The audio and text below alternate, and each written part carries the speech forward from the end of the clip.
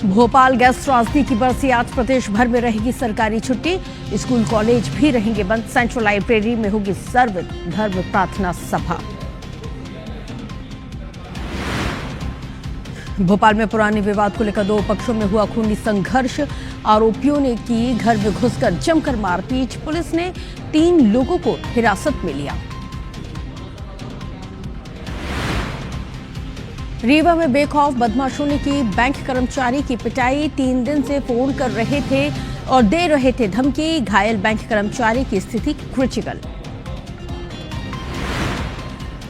भोपाल में अतिक्रमण हटाने के दौरान कर्मचारियों पर हमला। 2 कर्मचारियों को आई गंभीर चोटें। अवैध दुकानों पर कार्रवाई करने के लिए पहुंची हुई थी नगर निगम की टीम।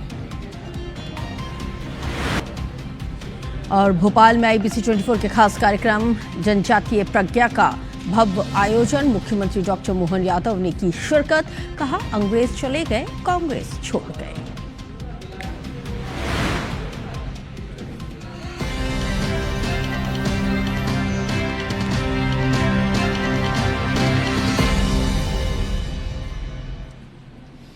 तो चलिए, मेरा मध्य प्रदेश की शुरुआत इस वक्त की बिग ब्रेकिंग के साथ करेंगे, जहां पर उज्जैन से खबर मिल रही है। उज्जैन में युवक ने कार में भीषण आग लगा दी है। अब ये आग क्यों लगाई है ये तो ये शख्स ही बता सकता है, लेकिन बड़ा सवाल तो ये है कि जिस वक्त ये आग लगा रहा था उस वक्त इसकी ये सारी करतूत मौके पर लगे CCTV कैमरे में कैद हो गई। आग लगाकर युवक मौके से भाग खड़ा हुआ है। घटना का CCTV फुटेज भी सामने आया है। नानाखेड़ा थाना क्षेत्र की ये घटना बताई जाती है।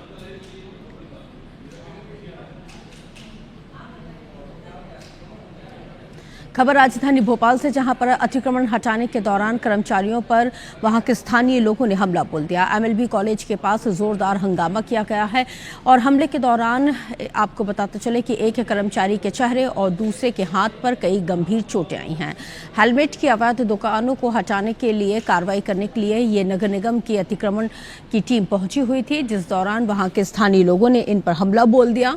इसके साथ ही भोपाल के शामला हिल्स थाना क्षेत्र का ये पूरा मामला बताया जाता है। पुलिस ने यहां पर केस दर्ज करते हुए तफ्तीश शुरू कर दी है।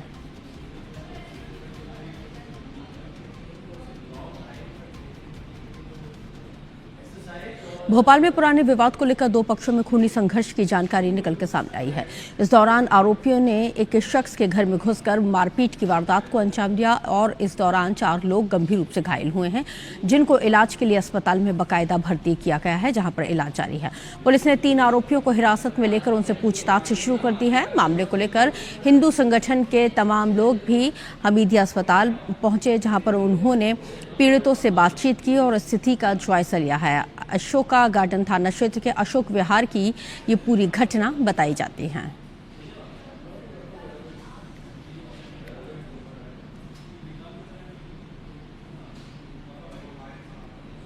खबर रीवा से, जहां पर बैंक कर्मचारी के साथ मारपीट किए जाने का एक और मामला सामने आया है। यहां पर बैंक के बाहर बदमाश घात लगाए बैठे हुए थे और जैसे ही यहां पर बैंक कर्मचारी बाहर निकला, उस पर घात लगाए बदमाशों ने हमला बोल दिया। 3 दिन पहले फोन करके इसी कर्मचारी को इन्होंने धमकी दी थी। हालांकि अब तक ये स्पष्ट नहीं हो पाया है कि मारपीट और धमकी दिए जाने के पीछे की वजह क्या है। बैंक कर्मचारी की स्थिति इस वक्त बेहद क्रिटिकल बताई जाती है, जिसको इलाज के लिए अस्पताल में भर्ती कराया है। इलाज जारी है।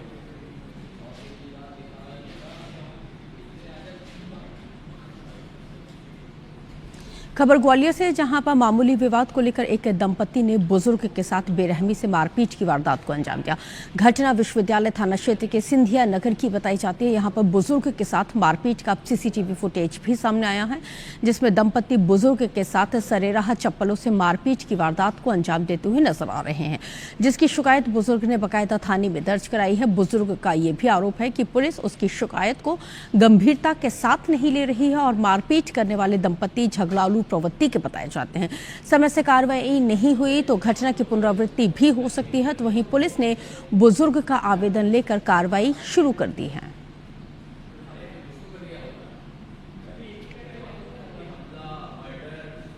घटना एक सामने आई थी, CCTV फुटेज भी इसमें वायरल हुआ था कि बुजुर्ग के साथ में एक दंपति द्वारा मारपीट की घटना को अंजाम दिया है। हमने जब घटना की जानकारी ली तो पता चला कि लगभग 12-13 दिन पुरानी घटना है। बुजुर्ग के द्वारा आवेदन भी इसमें किया गया है। हम अभी आवेदन की जांच कर रहे हैं और फुटेज है उसकी भी जांच कर रहे हैं। जांच के उपरांत हमें जो भी तथ्य और साक्ष्य मिलेंगे उसके आधार पर इसमें आगामी अदालती कार्रवाई करेंगे।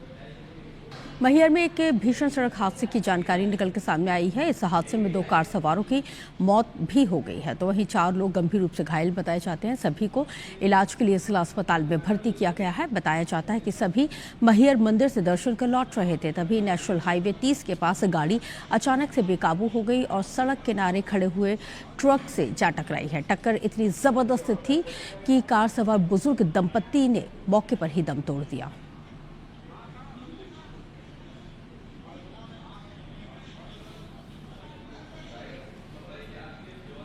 बिग ब्रेकिंग इंदौर से, जहां पर प्रतिबंधित चाइनीज मांझे को बेच रहा आरोपी को पुलिस ने गिरफ्तार कर लिया है। कॉटन धागे की आड़ में इस चाइनीज मांझे को बेचा जा रहा था। जांच करने पर दुकान में चाइनीज मांझे के तकरीबन 84 रोल बरामद किए गए हैं। पुलिस ने दुकानदार को हिरासत में लेकर उससे पूछताछ शुरू कर दी है।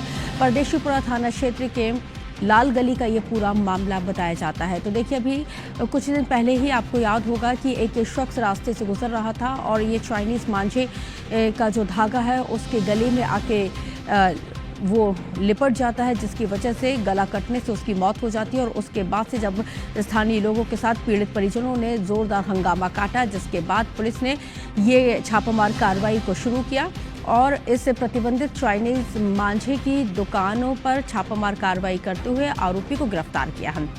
तस्वीर इस वक्त आपके टेलीविजन स्क्रीन पर।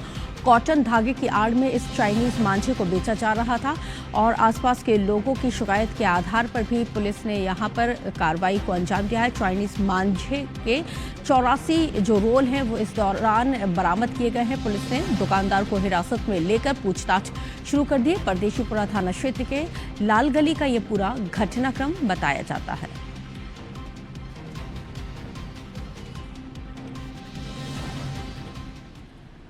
खबर मंडला से है, जहां पर पुलिस ने आयुषी ज्वेलर्स में हुई डकैती और गोलीबारी के मामले में मास्टरमाइंड के साथ ही 8 आरोपियों को गिरफ्तार कर लिया है। वारदात का मास्टरमाइंड कोई और नहीं बल्कि दुकान संचालक का चचेरा भाई निकला है। वो लंबे समय से बेरोजगार था और आर्थिक तंगी से जूझ रहा था, जबकि पीड़ित का परिवार व्यवसाय के चलते अच्छी स्थिति में था और ऐसे में ईर्ष्या के चलते चचेरे भाई ने आरोपियों को दुकान में मौजूद भारी मात्रा में जेवरात होने की जानकारी दी और डकैती की योजना को बनाया। 13 नवंबर को लूट की पहली और फिर 19 नवंबर को दूसरी असफल कोशिश की गई है और इसके बाद 20 नवंबर को वारदात को फिर से अंजाम दिया गया। पुलिस ने आरोपियों को पकड़ने के लिए 200 से ज्यादा सीसीटीवी फुटेज को खंगाला। 8 विशेष टीमों ने बिहार, इंदौर, रायसेन, बड़वानी के साथ ही विभिन्न राज्यों में छापामार कार्रवाई की। इस डकैती में कुल 14 आरोपी शामिल थे, जिनमें से 6 अभी भी फरार हैं।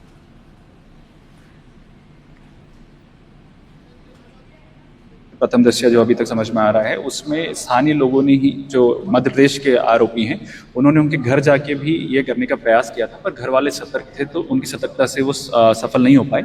और घटना के एक दिन पहले भी इनके आने की ये बात अभी एक ग्रुप से पता चली है कि उस दिन पे दुकान बंद हो गई थी, इसलिए घटना को ये कारित नहीं कर पाए। खबर बैतूल से, जहां पर पुलिस ने एक बड़ी कार्रवाई को अंजाम देते हुए यहां पर WCL से रिटायर्ड बुजुर्ग को साइबर ठगों के जाल से बचा लिया है। ठगों ने बुजुर्ग को 3 दिनों तक डिजिटल अरेस्ट करके रखा और डर और धमकी के सहारे पैसे हड़पने की पूरी कोशिश की। जानकारी के मुताबिक ठगों ने खुद को CBI का अधिकारी भी बताया, फोन किया और बुजुर्ग पर आतंकवादी गतिविधियों में शामिल होने का झूठा आरोप लगाया है। होटल में कमरा लेकर रहने के लिए भी कहा गया है। बुजुर्ग 3 दिनों तक होटल में रुका रहा और वीडियो और ऑडियो कॉल के संपर्क में ये आरोपी उसके साथ रहे। ठगों के दबाव के चलते उन्होंने अपनी FD तोड़कर पैसे सेविंग खाते में जमा करवाए। यहाँ तक कि वो RTGS फॉर्म भी लेकर आ गए थे ताकि ठगों के बताए हुए खाते में रकम को ट्रांसफ़र की जा सके। इसके साथ ही स्थिति से घबराकर उन्होंने ये बात अपने परिवार से भी छुपाई। परिजनों को जब संदेह हुआ तो उन्होंने तुरंत बैतूल पुलिस को संपर्क किया। पुलिस ने बुजुर्ग की लोकेशन को ट्रेस किया और कुछ ही देर में होटल जा पहुंची, जहां पर ठगों ने असली पुलिस को भी धमकाने की कोशिश की और पुलिस ने समय रहते यहां पर बुजुर्ग का रेस्क्यू कर लिया, जिसकी वजह से उनके पैसे और जिंदगी दोनों बच गई। पुलिस के मुताबिक इस ठगी के लिए ठगों ने असम से 27 सिम कार्ड लिए हुए थे और पुलिस अब इस पूरे नेटवर्क तक पहुंचने की कोशिश में जुट गई है। फ़ोन आया, उसने बोला कि आपका खाता और मोबाइल सीज कर दे रहे हैं। तो मैंने पूछा क्यों कर रहा भाई? तो बोले आपका कुछ खाता जो बैंक में महाराष्ट्र बम्बई में खुला हुआ है वो टेररिज्म में है, उसमें 6 करोड़ रुपए है, तो वो इसलिए आप फिर सब के आधार पर सीबीआई इंक्वायरी कर रहा है। आगे वाले से बात कर रहे थे जो कि फ़ोन के थ्रू उनसे वीडियो के थ्रू कनेक्टेड थे, क्यों मतलब जो भी मूवमेंट हो रही थी वो सारी चीज़ें वो रिकॉर्ड कर रहा था। अगर वो रूम से बाहर निकलते तो वीडियो ऑडियो कॉल पे फ़ोन में रख के वो उन्हें बाहर निकलने के लिए अलाउ करता था कि जैसे हम आपको सिक्योरिटी प्रोवाइड कर रहे हैं। अन्य साइबर फ्रॉड हो रहे हैं, तो ज़्यादातर लोकेशन कई बार विदेश में भी आ रही है और देश के कोने कोने से सिम ली जा रही हैं, तो काफ़ी बड़ा जो है जोग्राफिकल एरिया है। पुलिस प्रयास कर रही है कि वो ये पूरे नेटवर्क तक पहुँचे। से सिम ली जा रही हैं, तो काफ़ी बड़ा जो है जोग्राफिकल एरिया है। पुलिस प्रयास कर रही है कि वो ये पूरे नेटवर्क तक पहुँचे। बिग ब्रेकिंग इंदौर से, जहां पर कांग्रेस नेता की फोटो लगाकर ठगी किए जाने की कोशिश का एक मामला सामने आया। सोशल मीडिया पर फर्जी अकाउंट से पैसों की डिमांड यहां पर की गई है। यूथ कांग्रेस से शहर अध्यक्ष अमित पटेल का फोटो बाकायदा चस्पा किया गया और फिर रुपयों की मांग की गई है। अमित पटेल ने पुलिस में इस पूरे मामले की शिकायत को दर्ज कराया है, जहां पर पुलिस ने मामला संज्ञान में आने के बाद बाकायदा यहां पर जांच पड़ताल शुरू कर दी है। तो देखिए किस तरह से यहाँ पर जो ठग हैं वो नए नए तरीकों को अख्तियार कर लेते हैं। अंशुल मुकाती ज़्यादा जानकारी के साथ फोन लाइन पर जुड़ गए हैं। अंशुल, जैसे एक ठगी के मतलब उनके तौर तरीके को पुलिस असफल करती है, उसके बाद वो एक और नया तरीका नए लोगों को टारगेट करना यहाँ पे शुरू कर देते हैं। कौन है ये लोग और कैसे इस पूरे घटनाक्रम का खुलासा हुआ? बिल्कुल रश्क, आपको बता दूं कि पहले ठग जो है आम लोगों के फोटो यूज करके पैसे मांगने का काम करते थे, लेकिन अब उन लोगों के फोटो लगाकर फेक अकाउंट्स बना रहे हैं जो कि चर्चाओं में रहते हैं या जो लोगों के बीच में चर्चित नाम है। और इसी को लेते हुए इंदौर में यूथ कांग्रेस शहर अध्यक्ष अमित पटेल जो है उनका फोटो लगाकर एक फर्जी प्रोफाइल बनाई गई, जिसमें सतीश चौधरी नाम से फर्जी प्रोफाइल बनाई गई और उसके बाद अलग अलग लोगों से मैसेज करके उनसे पैसों की मांग जो है वो की गई। हालांकि इस मामले तो जैसे ही पता चला अमित पटेल को, उन्होंने तत्काल इसकी शिकायत जो है पुलिस में दर्ज कराई और खुद एक सोशल मीडिया अकाउंट से मैसेज वायरल किया कि इस तरह का कोई भी पैसे मांगने का अकाउंट उनके द्वारा नहीं बनाया गया है और जो प्रोफाइल बनी है वो पूरी तरीके से फर्जी है। हालांकि इसके पहले भी कई बार ऐसी फर्जी प्रोफाइलें जो है वो निकल करके सामने आ चुकी हैं, जिसमें कि पैसों की डिमांड जो है वो की गई। और जो अपराधी रहते हैं, जो ठग रहते हैं, वो इतने शातिर होते हैं कि वो कुछ एक्सीडेंट के नकली फोटो जो है वो भी भेजते हैं और उसके बाद कहते हैं कि हमारे परिचित का एक्सीडेंट हो गया और हमें पैसों की जरूरत है और इसलिए तत्काल पैसे जो है वो ट्रांसफर किए जाएं। हालांकि मामले को लेकर के पुलिस को शिकायत जो है वो दर्ज कर दी गई है और उसके बाद अब पुलिस इस पूरे मामले की जांच में जुट गई है। जो फेक प्रोफाइल बनाई गई है उसके बारे में भी पुलिस के द्वारा जानकारी जो है वो निकाली जा रही है। जी रश्मि, ठीक, बहुत शुक्रिया जानकारी के लिए। अगली खबर का रुख करेंगे भोपाल से, जहां पर भोपाल गैस कांड की बरसी आज है। इसके साथ ही आपको बताते चले कि इस बरसी के दौरान पीड़ित परिवारों ने कैंडल मार्च निकाला है। 41वीं बरसी पर सैकड़ों लोगों ने गैस कांड के मृतकों को श्रद्धांजलि देते हुए न्याय की एक बार फिर से मांग की है। पीड़ितों ने यहाँ पे सरकारों पर न्याय नहीं किए जाने का गंभीर आरोप लगाया है। इसके साथ ही राज्य सरकार ने आज छुट्टी की घोषणा भी की है। राजधानी में आज सभी स्कूल कॉलेज बंद रहेंगे। गैस कांड में दिवंगत लोगों को श्रद्धांजलि देने के लिए आज भी बरकतुल्ला भवन में सर्वधर्म प्रार्थना सभा का आयोजन किया जा रहा है।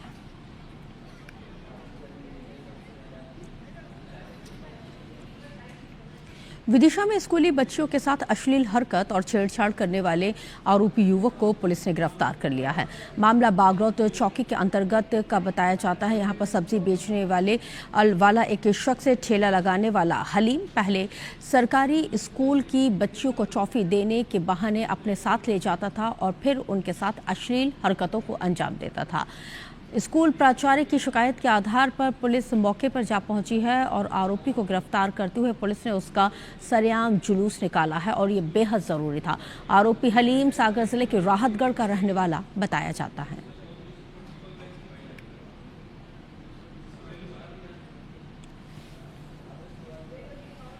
टीम करके एक व्यक्ति आता है, सब्जी का ठेला लगाता है। बच्चियों द्वारा बताया गया कि वो विभिन्न बच्चियों को उसके द्वारा विभिन्न तरीके से अश्लील इशारे, छेड़छाड़ इस प्रकार के जो है कृत्य किए गए। प्रकरण की गंभीरता को देखते हुए तत्काल पुलिस ने प्रकरण पंजीबद्ध किया है, आरोपी को गिरफ्तार कर लिया है।